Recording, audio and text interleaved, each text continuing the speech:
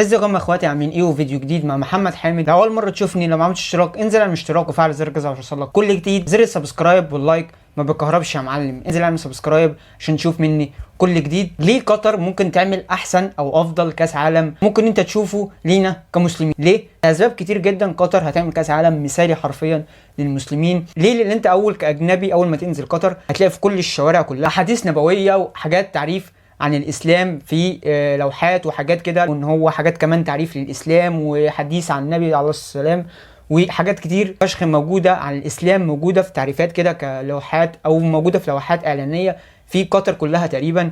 لما تخش الاوض، لو خلصت الشوارع ورحت داخل الاوضه بتاعتك، هتلاقي حاجات زي باركود كده تخش حاجات تعرفك عن الاسلام اكتر واكتر. اللي هم جايبين يخلوا الناس تخش في الاسلام، مش مجرد بس ان الناس بتعمل كاس عالم او كده، لا ده هو بتعرف او داخلين جايين يخلوا الناس يخش في الاسلام ويعرفوا الناس على الاسلام اكتر واكتر. كمان ان انت تمنع حاجه زي الخمور، دي حاجه مش سهله. الاجانب بيخشوا في اي حته بيشربوا زي ما هم عايزين في مصر، في اي حته في العالم حرفيا، بس ان انت تمنع خمور داخل وخارج الملعب دي حاجه مش سهله. تمنع كمان السجاير، حاجه زي اللي حصلت في طياره المانيا لما كانت جايه دعم الشواذ ونزلت في عمان وركبت طياره عمانيه عشان تقدر تخش قطر، عشان اتمنعت من دخول قطر بسبب اعلام المثليين او دعم الميم. غير طبعا الملاعب، وغير طبعا التجهيزات بتاعت الملاعب، وثلاث ملاعب تقريبا هيتشالوا تاني وهيتوزع اللي عايز بعد كاس العالم ملاعب هيديها له. انا سمعت حاجه زي كده.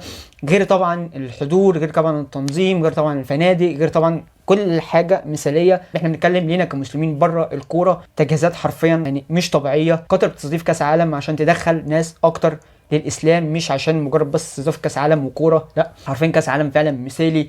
منعوا الدعم الشواذ، منعوا كل حاجه، ان هم يرفعوا علم شواذ منعوه.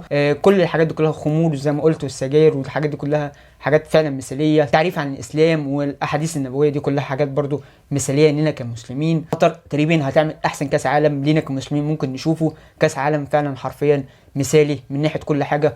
لو المنتخبات فعلا زي ما الواحد متوقع لها هتبقى قويه بالمعنى الحرفي في الكوره، فعلا كاس العالم ده هيبقى حرفيا من احسن الكاسات او من احسن نسخ كاس العالم اللي انت ممكن تشوفها في حياتك. قطر هتعمل كاس عالم حرفيا مثالي لينا كمسلمين. كاس العالم ناقصه حاجه واحده بس، ان كانت مصر تبقى فيها، وللاسف مصر مش فيها. بس حصل خير، اللي حصل حصل، ممكن تعوض في حاجه تانية. بس حرفيا كان الواحد فعلا مستني ان هو ممكن يحضر حاجه زي دي في قطر عشان يشجع منتخبه، مش عشان يشجع ناس تانية عرب او غير عرب. بس حرفيا دي الحاجه اللي ناقصه، ان انت كانت تبقى في قطر عشان تشجع المنتخب بتاعك. قطر حرفيا هتعمل كاس عالم مثالي من ناحيه كل حاجه، من ناحيه كل حاجه مثالي داخل وخارج الملعب. خارج الملعب مثالي، وداخل الملعب هيبقى مثالي ان شاء الله. قطر هتعمل كاس عالم يشرف اي حد عربي او اي دوله عربيه. كاس عالم الناس كلها تتكلم عليه من ناحيه كل حاجه. فكاس العالم لو مشي من غير اي تجاوزات من جمهور او من اي حد، فعلا هيبقى احسن كاس عالم الواحد ممكن يتفرج عليه، ومن احسن النسخ اللي انت ممكن تشوفها في حياتك. بس يا شباب، سلام.